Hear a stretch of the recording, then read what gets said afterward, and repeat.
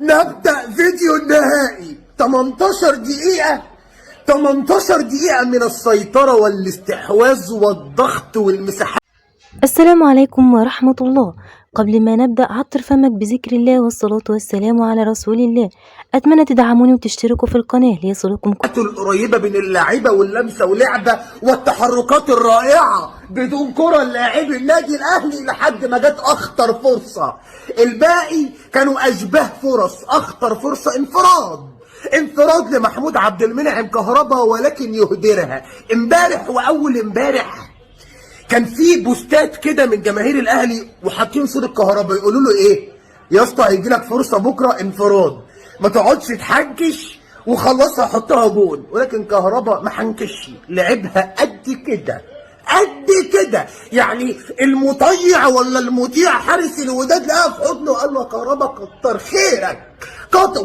والفرصه الاولى المؤكده تهدر من النادي الاهلي. كان عايز اقول لك الوداد منتظر جدا انه يدافع، منتظر جدا يتمركز في مناطقه، ولكن يظل خطيرا في المرتدات. وخليك فاكر الجمله دي. ليبي معتز ابراهيم لغى ركله جزاء ومش عارف هو ازاي حسبها من الاول. يعني هو لغى ضربه جزاء، تمام حلو، طب ازاي حسبها؟ يعني شايف ان هي جت في ايد حد فيهم ازاي؟ لا جت في ايد سامبو ولا في ايد ابو جلامبو، ما جتش في ايد حد خالص. شوبير شال جون ما يتشالش. مصطفى شوبير شال واحده ما بتتشالش خالص.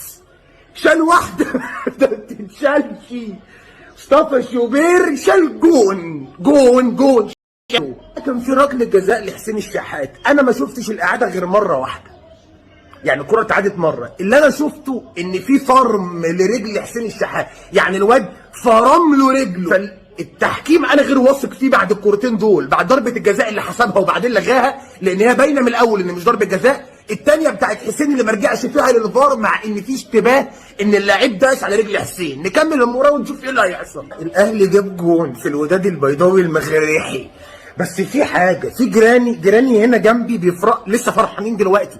يعني انا اصلا نزلت بوست وبعدين كتبت عندي هنا في الملخص في الكشكول بتاعي ان الاهلي جاب جول. الناس لسه فرحانه دلوقتي، هم بيتفرجوا على التليجرام. مش علينا، مش موضوعي.